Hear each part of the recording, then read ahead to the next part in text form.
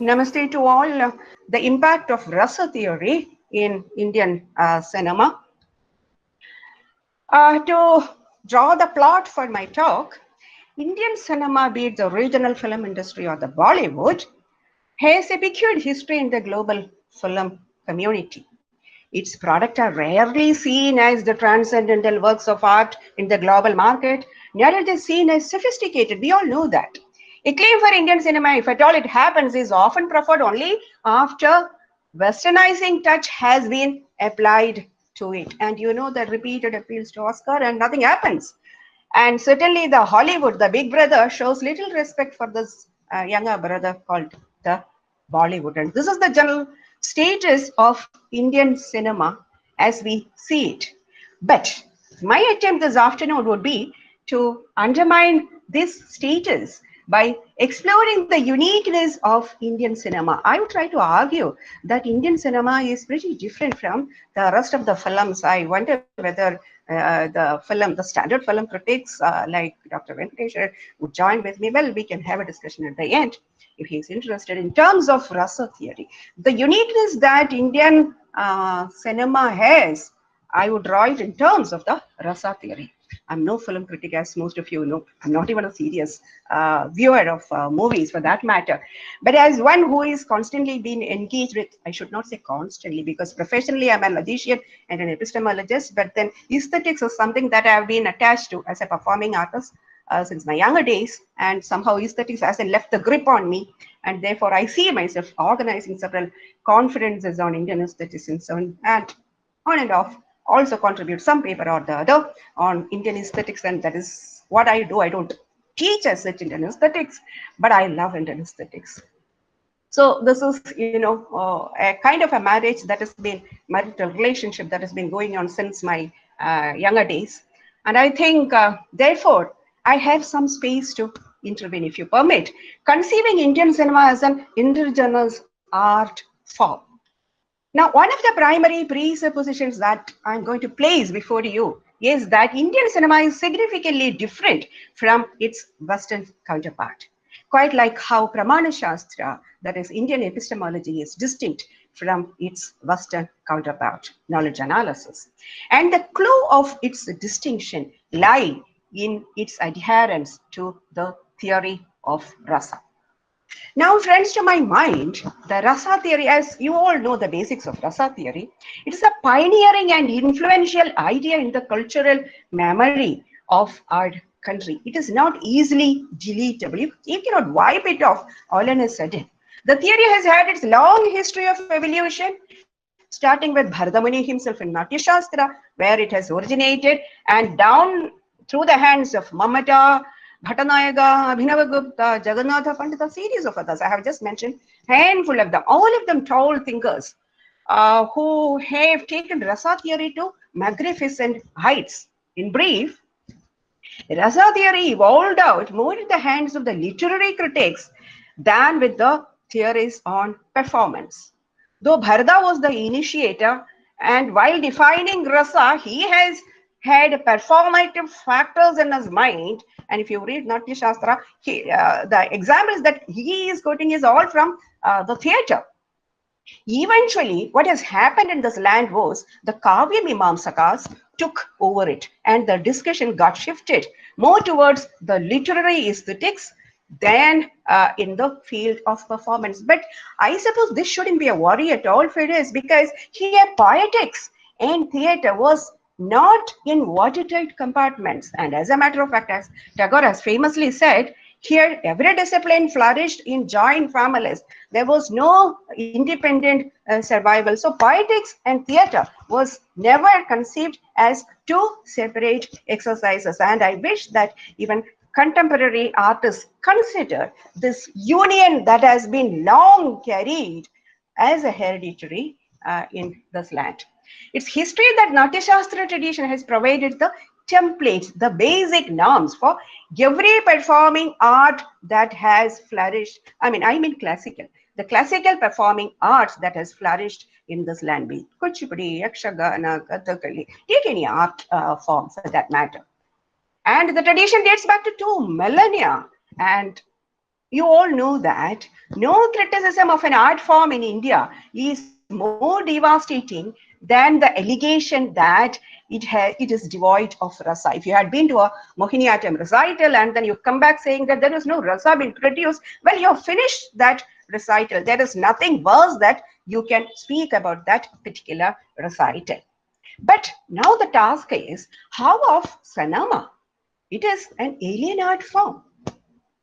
The present paper would focus on how this alien art form received an Indian coloring through the application of the rasa theory. And before addressing it, I shall explore a bit on the evolution of the rasa theory itself, and also try to remind you before applying it to the chosen theme, namely Indian cinema. Literally, the rasa means the essence of emotion. Rasa literally means essence, and you have the reference of rasa in Upanishads like Raso Vaisaha, several references to rasa. And it refers to the aesthetic experience attained at the end of the performance. In a performance, what we ultimately look for is this rasa nishpatti, the origination, the drawing of the rasa. Now, this is achieved through a joint venture. The Sahridaya alone cannot draw rasa. See, you need a combination of a fine rasika, a Sahridaya, along with a fine artist and a beautiful art form. So what happens where the Sahridaya being de-individualized, I'll speak about this de-individualization at length, and when he gets fused with the artist and the art form, there is what is called the Rasa Nishpati. Now, this Rasa Nishpati is supposed to take the Sahridaya to a beautiful and sublime higher level of consciousness, where he has a taste of pure consciousness, where he has the taste of pure subjectivity. And this is the reason why aesthetic experience has been hailed high in this land. It is this exalted state of experience which is aimed at in every aesthetic performance, be it poetry, drama, music recitals, or dance recitals. Precisely for this reason, that aesthetic experience has been branded as Brahmananda Sahodaraha. It belongs, both Brahmananda and Rasaswada belong to the same species, only the duration might change. Otherwise, the quality is just the same. Now, let me dive a bit deep into the theory of Rasa. The basic sutra in Natyashastra. If I don't refer the sutra, then Natyashastrakara would punish me. Tatra vibhava anubhava vyabhijari samyogad rasa nishpatihi. All of you know this sutra. So vibhava anubhava vyabhijari samyogad rasa nishpati. Rasa nishpati happens when there is a conglomeration, a conjoinment of vibhava, anubhava, and vyabhijari bhavas. A harmonious blending of these three bhavas. Now, it seems revealed from the sutra itself that rasa theory is structured around the concept of bhava, which is getting subdivided into bhava, anubhava, vyabhijari bhava, and satyuga anubhava, so on and so forth. Now, what is a bhava?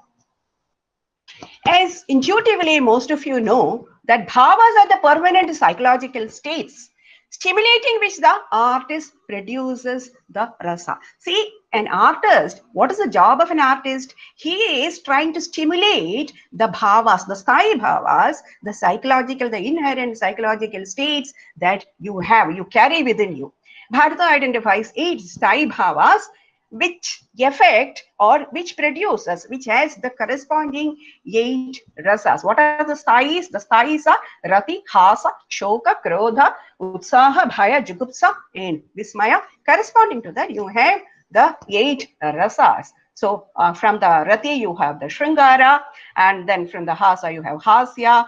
Shoka has karuna, and krodha, raudra. You have Veera, Bhayanada, Bhivatsa, and the Adbhuta, the 8 rasas. Now, remember that while sthayis are realities, the rasas are the metaphysical beings. It is not among the furnitures of the world. No one has ever stumbled upon a rasa and then fell down. You cannot locate rasas in the ordinary world. They are the metaphysical beings, while the sthayis are the realities with which we live. Now, what are vibhavas? Now, let me speak about the vibhava, anubhava, and the vibhijari bhavas. Vibhavas are nothing but the causes, the basic hetu. He calls it hetu.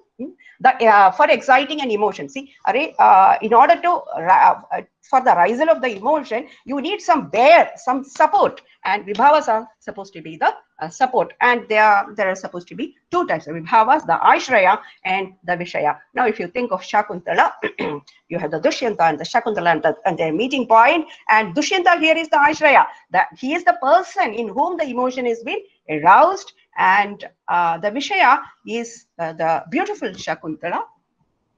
And Dushyanta is enamored of the beauty of the Shakuntala, and therefore Shakuntala is the Vishaya here. And we also speak about the Udipana Vibhava. Now, Udipana Vibhavas are the external conditions, or the background features. Now, the beautiful surroundings in the hermitage, the little deer, the Madhavilyata, the flora and the fauna of the hermitage, the pleasant breeze, the gentle sun, all this they are all Udipana Vibhavas, supporting the Shrinkara which has been aroused. Now, the anubhavas are the consequence. Vibhavas are the hetus, anubhavas are the consequence, the effects. As a result, what happens? There are certain things that is happening in the individual, certain physical manifestations. Again, take the example of Dushyanta. What happens? Like Dushyanta's gait has been stopped. He sweats. His right eye throbs. You read Shakuntala, you know all this. And I'm also reminded of Kalidasa here when he speaks about, Parvati being told by Shiva that, look, resorting to the help of Mara and all is not going to help you. Like, you need to do tapas to attain me. And then she does tapas, and finally Shiva comes before her, appears before her, and look at the reaction, how Kalidasa explains the reaction of Parvati. He says, as soon as she sees Shiva, what happened? She is happy, of course, but then she's also shy. And she also has some kind of a fear, and she's embarrassed. So all these emotions come together at one time onto her, and he employs a beautiful imagery. He says, just like a flowing stream has been stopped by a rock, she neither moves nor proceeds. She neither stops nor proceeds further. So she becomes a spring. What a beautiful analogy. So this is how the imagery has been employed to bring out the beatitude. Now, the Vyabhijari bhavas are the transient or ancillary emotions, the spluttering of the eyelashes, the shyness, the lajja, grief. This is a unique Vyabhijari that we have in India. I can speak a lot on that, but no time. So these are all Sanchari bhavas. See, the uniqueness of Sanchari bhavas is that Sanchari can be attached with any stai and any rasa. They keep moving. Now, all right, all this we know, and this theory works out very well in stage performances and live performances. But how much of it gets applied in cinema? Something which we see only in celluloid, where, now listen carefully, there is this non-local communication of consciousness between the artist and the Sahridaya, the aesthete, is ruled out. There is a temporal gap, there is a spatial gap, and therefore this non-local communication doesn't take place at all. So what happens and how this Rasa Nishpatti takes place in this non-realistic imagery on-screen narrations?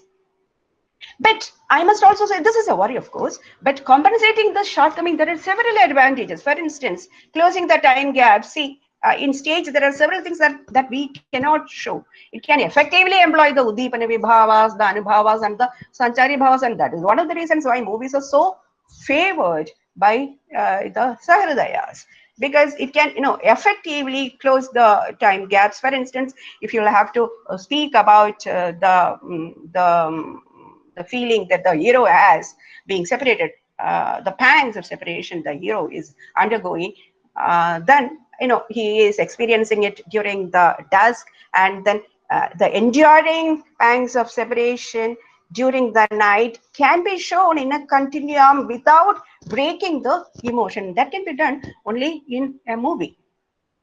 Now, studies were on how Rasa theory influenced first the plot construction and then the performance of the actors and also the director directorial achievements in cinema, there are several studies. Primarily, the storytelling attributes in Indian cinema. I must tell you that till very recently, I don't closely watch movies these days, but till very recently, when you conceive a story, the pivotal role was always for Rasa. The narrator, the script writer would always think, what is the major Rasa that I'm going to communicate, and what are the subsidiary styles that I'm going to stimulate, which would help me achieve the target. So these were the major concerns for the story writer. There were also criticism, of course, I must present this. Probably I'll get some questions at the end. There were also criticisms against applying Rasa theory to the non-realistic worry and apprehension that I have shared with you a little while ago. Also worries were on how an ancient model like, the Rasa theory with doubtful contemporary relevance could effectively help critiquing Indian cinema. That was yet another worry. But, weighing these two sides, at least till some few years before, the other side, that Rasa theory has to be retained, was heard loud or weighed more. And there was a general consensus that Western models of film criticism privileging the realistic form is inadequate to appreciate the Indian cinema, and felt that we need to implement the native theories of aesthetics to appreciate the expressive acting, the song and dance performances that frequent in Indian cinema, and also the melodramatic narratives. And therefore, a call for greater engagement of Rasa theory was heard loud.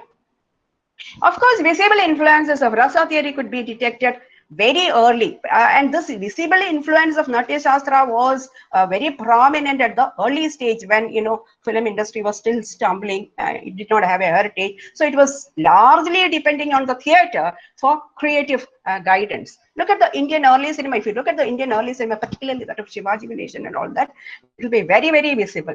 It's domestic themes that circle around love and overpowering grief. That is so even these days. The stereotyped roles of the chivalric hero and the pristine heroines, the larger than life background. See the Shivaji Ganesan and MGR movies, the larger than life backgrounds, the exquisite makeup and costumes, the augmented kind, and that is an instruction that comes from Natya Shastra, the augmented representation and innumerable music and dance sequence. Let me stay a while for this augmented representation. See, in real situation also, while the Sthayi Rati has been stimulated, the Hri or the Leja might come. But then when the heroine has to communicate that she is experiencing, or this the Sanchari of Hri is what has been engaged with, she should have big eyes. So the eye makeup is very, very significant, so that the lashes are shown, the splattering of the lashes, she has to close and open the eyes, and all that has to be communicated to the Sahridaya. And for that, this augmentation is very, very essential. So friends, so far we have seen that Rasa theory visibly as a layover Indian cinema. With this basis, now I would like to draw the distinction between Indian cinema and its Western counterpart. Let me begin with the Abhinaya or the acting in general. According to Natya Shastra, the enactment process, actually the communication, the aesthetic experience takes place at 4 stages. At the first point, you have the creation of the text, the very conception of the story in the mind of the poet, here the story narrator. And the second is the reconstruction of the experience. When the script is being read by the actor, there is this experience of the story in the mind of the actor. And the third stage, the actor is reproducing the emotions that is represented in the script and trying to communicate the emotion to the audience. And in the last stage, the audience recreates the experience the actor tries to portray. So these are the 4 stages in which there is a gradual progression, and which leads to the final aesthetic experience. So this kind of aesthetic experience is quite different from that of the West. It was the Russian aesthetician Stanislavski, as most of you know, who laid the foundation for the modern theater. And Stanislavski argued that it is only by becoming the character. See, in the Western theory, I do not know whether there are more current theories. he has argued the general conception in the West is that the actor should become the character. Uh, and in order to have the worthy performance. And the theory says that there is no scope for interpretation, because giving scope for interpretation in the hands of the actor is very dangerous, because there is always this risk of ultimately changing it from its original conception. The original character as given by the script writer should be maintained as now. Instead, and therefore, he is not supposed to interpret. Instead, an actor should aim at becoming a living, breathing embodiment of the character. And that is all that he should do, than just try to convey the emotion. So there is no question of conveying the emotion as in the case of Indian aesthetic experience. So this is precisely what distinguishes, differentiates between the Euro-American cinema and the Indian cinema. In Indian cinema, the idea of the spectacle, see, look at the spectacle that I have drawn, Dushyanta and Shakuntala, and the whole scenario there. The spectacle is what creates Shrungara there. It is not Dushyanta creating it, nor Shakuntala creating it. It's the spectacle that creates the Rasa, which is at the center stage. And the performance of the actors is but a medium to channelize the emotion from the movie to the audience. So the audience is the target, and how the Rasa Nishpati happens with the audience is the whole goal or the purpose of the exercise. Now, a comparison, I have read a paper where a beautiful comparison is drawn between the Slumdog Millionaire and the Coolie, where Amitabh Bachchan has played the role of a young chap, a poacher. Now, in Slumdog Millionaire, as you all know, it was a great failure in Indian market. The British actor Dev Patel, portraying the character of Jamal Malik, strictly adheres to the Western method, and as a result misses by huge margin the transmission of emotion. He just doesn't transmit emotion because that is not what is called for. And the Indian community did not respond at all. The primary reason for the failure of the character of Jamal Malik is the fact that it treads into a territory of Indian cinema where Rasa theory rules over, yet fails to achieve the target because he was not transmitting any emotion. I can't go into the details. Despite Dev Patel fitting best to depict the character Jamal Malik, he was best representation of Jamal Malik, but nevertheless nothing happened. And contrast it with Amitabh Bachchan playing the role of young poster of early 20s. At that time, Amitabh Bachchan was in late 40s. But never mind, the Indian Sahridaya did not bother at all that Amitabh Bachchan looked a little older than the 20-year-old young poster, because the center, the whole coax of the core of the argument is that we need to perfectly convey the emotion, which Amitabh Bachchan did wonderfully, and therefore the audience has accepted it. It also suggests that in Indian cinema, there is multiple possibilities for an actor to play wider range of roles.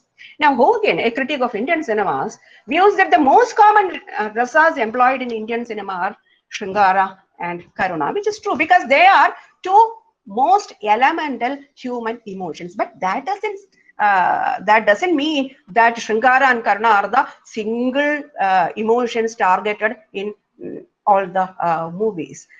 Along with these major emotions, that is, when Shrungara is to be produced, Rati is the stai that has been hit. So when these, and Shoka on the other side, when these are targeted, there are also supporting stais stimulated, and all of them come together, and there will be a basic drive for the cinema. I mean, I'm talking about an ideal one where there will be a major drive and the rest of the stais will be stimulated in a way that it supports the main central emotion. And generally, Hasya, Adbhuta, Raudra, all of them. I'll give you an example. For instance, a hero, when the intention is to stimulate the Shrungara, the hero can involve Krodha and exhibit or try to stimulate Raudra, which in a way helps the Shrungara, directly helps Sreekala. So it is the way how these thighs in a row has been stimulated and kept in a coherent fashion that matter, and that takes to the success of the stimulation of the rasa. When I spoke about the need for a coherent presentation of various rasas, I'm reminded of the feast analogy often given by many foreign critics. Often, as such, rasa itself refers to food, and the basic analogy has been employed by none other than Bharatamuni himself. Now, Robasheshna says Indian cinema is a feast. House, it is a feast. Feasts are attached to festivities. You know that every cultural community, what the name. See, Nairs have a typical type of a feast, which might differ from that of Nambuthiris and so on and so forth. So there is feasts are a characteristic mark of a cultural community. Now, quite like in a feast, and what is unique about feast is that feast should always go slow. You need time. You need to sit down, cross-legged, and enjoy the feast. I'm reminded of a feast that I had when I was in one of the Maharashtra communities when I went for a presentation. You know, the panoramic way in which they serve the wine in silver plates, a beautiful maiden dressed in traditional clothings, coming and serving, and the smell of the food, you know, still it is vivid in my before my eyes. So the flavor, the taste, the sensation one gets when food is perceived, touched, taken into mouth, chewed, mixed, savored, and swallowed, all this is a phenomenal experience. So too, Indian cinema gives the audience enough time to savor and experience the emotion conveyed by the film through plots and then subplots, then multi-layered events for a running time of about 2.5, 3 hours. Nobody seems to be in a hurry. To the spectator, then Indian cinema is but a feast where the various rasas portrayed by the film is displayed. Quite like in a feast, one course after the other comes in. And you know, there are combinations, as I've said, Shrikala and Krodha, how they get finally combined. So it's the case with, you know, that when Pulisheri is being served, you also have Olen combinations. In Tamil Nadu, when Adapradhaman is served, they also serve lime pickles, a combination. So see, these combinations, quite like in the feast, is also been presented in movie. And thus fine, and there is the Shanta as the dessert being served at the end way, which takes the estate to a transcendental level. And now this final rasa, the Shanta rasa, you know, the Shanta rasa has been initiated by Abhinavagupta, and there is a big huge debate in Indian aesthetics whether Shanta should be considered as a separate rasa or is part of the 8 rasas. Well, I am with that group stating that Shanta should be part of the 8 rasas. Now, the reason being is this, that Shanta is what is ultimately being experienced when the rasa has been experienced. Remember, friends, see, when you are engaging in Srinkara, for instance, in actual life, for instance, when your rati has been stimulated, you have a turbulent state of mind, or when you are engaging when your shoka has been stimulated, you are in a turbulent state. You are not peaceful. You are in a turbulent state of mind. But the same thing when you are experiencing in rasa, there is tranquility, peace, and it is this tranquility that takes you to the higher level of pure consciousness. And Richard Shrishna also says that Shanta, there is nothing that has to be communicated for the Sahridaya to enjoy the Shanta. Just allow Shanta to be experienced simultaneously and absolutely by performance partakers. And the formulaic pattern that Indian cinema adopts, therefore, is to prolong the rasa experience. And enduring rasa experiences what is expected, quite like in the feast. See, remember the feast analogy, that's a very fine analogy. It speaks a lot, because in feast, if you are in a hurry, don't sit for the feast. If you are in a hurry, be happy with a piece of sandwich and a cup of Coca-Cola. You have it in the roadside and then run to the local train. That is what is meant for you. But if you have time, sit down cross-legged and enjoy the meal. I also remember, I can also bring in yet another analogy. I believe in analogies, it's an Indian disease. In Carnatic vocal recitations, if you have been to Carnatic music recitations, the artist is not in a hurry. He takes up one particular raga and gives all possibilities to it so that the audience enjoys it to the maximum and then moves to the kriti. That is the way. See, rasa has to go. If the rasa is the target, then we need to go slow. And this also takes me to the role of music and dance in Indian cinema. The impact of Rasa theory is very visible in the enhanced use of music and dance in Indian cinema. Bollywood movies are famous for, I hear that, this Bollywood formula has been applied these days, even in the Western movies of Bollywood dances. You see several of it. I don't want to speak about it at length. Now, the character, in cinemas, and most of the Indian cinemas, the characters that are otherwise normal suddenly turn into dancing and singing mood, and then by surprise, as if in a magic. And my friend Deshpande, Sharad Deshpande, in an article, he asks, why should we lament over the fact that Nach and Ghana, as though it's a crime? Why should we be bewildered about that fact? And he also quotes Mukund Lath, who says that this interlude in the film narrative lie in this centuries-old theatrical tradition of India and the hold of Natya in the film industry. And the general public faces no problem apart from few intellectuals who keep worrying about why this Nach and Ghana. The general public faces no credibility problems with hero or heroine getting into a dancing mood. But we may also wonder that, say, look, in the realistic situation, if there are, if there is a couple, think in a campus, and if the rati is being stimulated, they don't run into a dancing or singing moods. That is not realistic. That doesn't happen. Like how Nutan and Devanand does in Paying Guest kind of movies. This doesn't happen. But here, drawing the disparities, Bharata speaks about two types of dharmis, the Natya Dharmi, the Natya Shastra, and the Loga Dharmi and the Natya Dharmi. Now, the Loga Dharmi is what happens in the actual situation, but Natya Dharmi is different, as I have said about the eye makeup. In Natya, certain things have to be added, enhanced, augmented, so that the Rasa Nishpati takes place. Also following Natya Dharmi, actors used to portray the emotions more than the actual characters they are playing. The aim is to transmit the emotions. And music and dance are two very effective Natya Dharmis. And a little more, bit more on music. That Natya Shastra, about 9 chapters are credited to the role of music in theatre. It's a favorite topic of mine also, the raga rasa combination.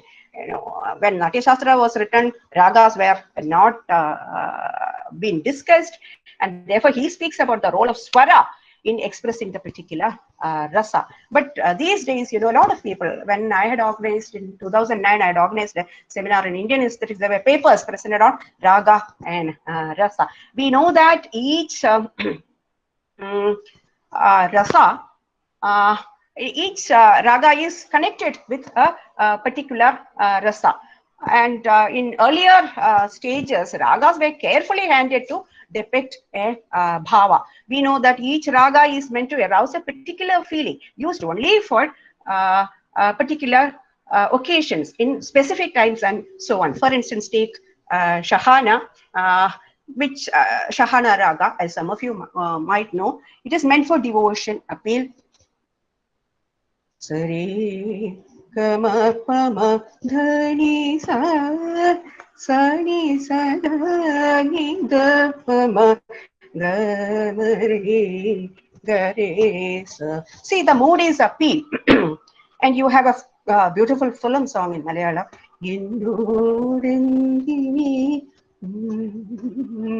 See, when Shahana gets finely employed in the context where it fits in, it works. And it is an award-winning song, I suppose, sung by Bhavan. And you also have Hindola. all swaras are loud swaras, and you can't use Hamzadhwani, for instance, to represent Vipralamba Shringara, where you, when, for instance, in a song like Taruniyan Hindu Chevu, where she is lamenting about the separateness that she's been experiencing from her lover, you can't use Hamsadhwani for that. See, these are to be carefully handled, and I see that in the current movies there is this typical lack of this. And there is also timings, like, you know, the certain dagas are to be used in the morning and in the afternoon. In fact, in Hindustani, they speak about hours between 12 and 2 and so on and so forth. But in Karnataka, we don't speak about the hours. So in brief, a drama without song is like a painting without color. Deshpande says that songs are like sutras. They always have larger stories to learn. That is very true. Like, you know, if you remember about a particular song, you remember about the whole story of the movie. It's like a sutra. You're also aware of the role of the background music. For instance, the flute sequence in Sholay is not merely an isolated piece of music. Its significance is woven into the structure and the very plot of the movie. So this acting is not just sheer action, but an performance of myriad activities of singing, dancing, so on and so forth. And Bharata speaks about 4 types of acting: Angika, Vachika, Aharya, and the Satvika Abhinaya. Angika, you all know, it is through action, largely employed. Vachika is the communication. It's very, very significant. You know, the vowels and the consonants should be from the right place, originated from the right place of the mouth. And the pitch, the tone, the intonation, modes of address, all these are barely being addressed these days, I suppose. And also the aharya. Aharya is, you know, the costume, the jewelry, also the stage makeup, the ornaments, all these are aharyas. And the satvika abhinaya, you know, the subtlest expression of the inner feeling, which every actor will not be able to do.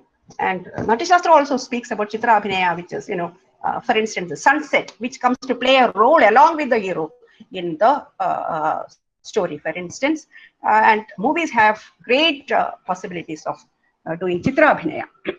Now, Satyajit Ray says that, you know, starting from screenplay, when somebody writes the screenwriting itself, this focus on rasa has to be placed. And earlier there was poetic use of language while writing the conversations, and lot of imageries, quite like in Indian poetry. You know, the tradition of Indian poetry was followed exactly in same in the script writing, but all that seems missing. But then I can't say that all that is really missing these days. I'll just give you an analogy. Recently I saw a movie, Hindi movie, but the movie is not very recent, wherein the heroine tells the hero that don't make me cry, and the hero says, police jeep ka headlight jaise in aankhon mein aansu nahi de sakta. Police jeep ka headlight jaisa.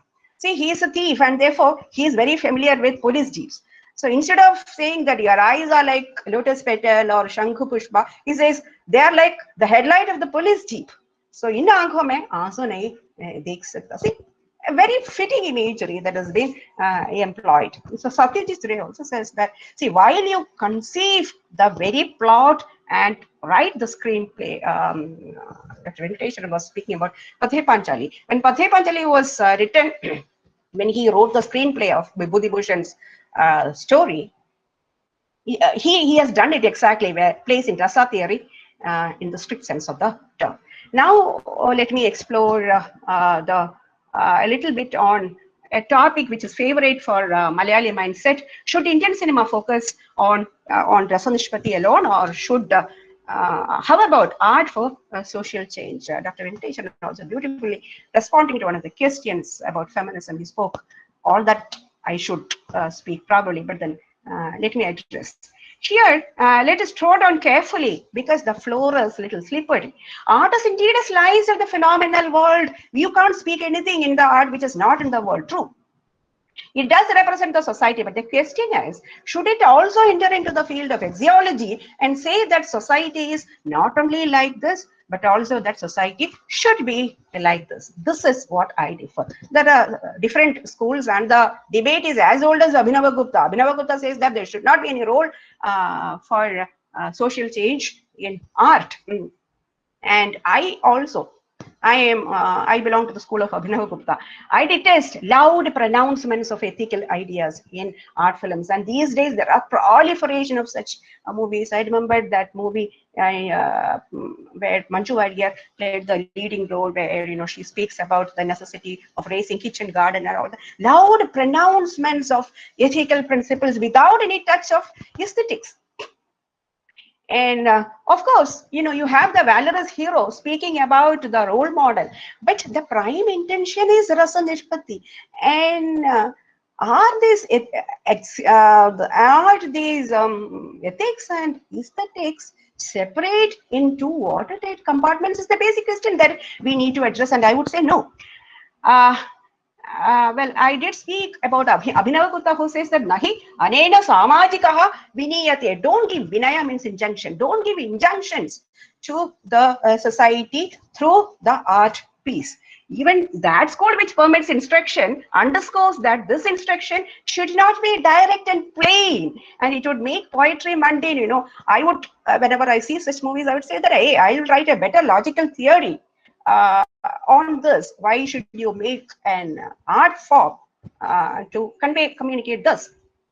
Hence my theory. I have devised a theory which says that metaphysics is the first philosophy as in India is concerned. And why metaphysics? In the last IPC, I've presented a paper, some of you would have heard, that Maitri Karuna and Mudita, and Upeksha, the four Buddhist principles, are not ethical principles at all. They're metaphysical principles.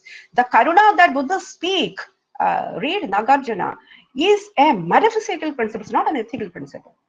So when consciousness itself comes to the forefront as a result of Rasa Nishpatti, why do you separately speak about the ethical principle? It's like holding a candle before the scorching sun. Now I'll explain a little more on this. While experiencing the culmination of the basic emotion into rasa, the aesthete undergoes a process of de-individuation. And K.C. Pandey, my favorite aesthetician, would say that this de-individuation takes in steps. The first step is self-forgetfulness, where the aesthete, the Sahridaya, forgets his own self. And the second stage is identification. He identifies with the characters. And the third stage is the universalization. This is very significant, where there is what is called the Sadharanikarana, Aristotelian catharsis, that takes place, where the Rasika forgets even the assumed personality and has a shared personality, where he enjoys the pure subject, bereft of the object. Now, this dissolution of the practical self depends on many factors. The aesthete should be excellent, and the artist also should be very good, and the mediation, the art form also should be excellent. Now, Rasa thus is a realization of the impersonal contemplative aspect of the self, which is usually veiled in life by the appetitive part of it. This bliss enjoyed here is of different quality from the pleasure. When you drink palpaisam, you get type of pleasure, and this pleasure is distinct. This is an extraordinary kind of delight. It is called Sadhya Parinivritti by Mamata and in Kavi Prakasha, and also Alaukika Chamatkara by Abhinava Gupta. And also note that when rasa is being experienced at the final stage, it comes in singular mode. Though there is Shringara rasa, there is Karuna rasa, and so on and so forth. But at the experiential level, all that you experience is your pure subject, your pure consciousness, and therefore rasa is experienced singularly. To sum up, I'm writing here, ignoring India's rich performance history, the potential anglicization of such rich cultural heritage and performances is both distressing and lamentable. I use strong vocabulary. It's my habit. Probably you can mark it as the age factor. Nonetheless, the horizon is not entirely bleak. I would like to see things in a positive fashion. I'm one who places a lot of expectation in the new generation. of academics. If cinema is to provide rasaswadaha, a lot has to be attended to. Primarily, those who handle various ingredients of cinema should be aware of all this heritage. And philosophy has a big role to play on this. And I hope that the philosophy community rise up and provide as the first flying birds. Again, I refer to that discussion some of the students had with Dr. Venkateshwaran. Philosophers and first flying birds should provide necessary feedback or even instruct the film world if required. And I end with a positive note that let's be hopeful that the Rasa aesthetic can remain intact in Indian films, preserving the heritage and taking this valuable insights. This is a great heritage that has to be communicated to the globe at large. Thank you so much.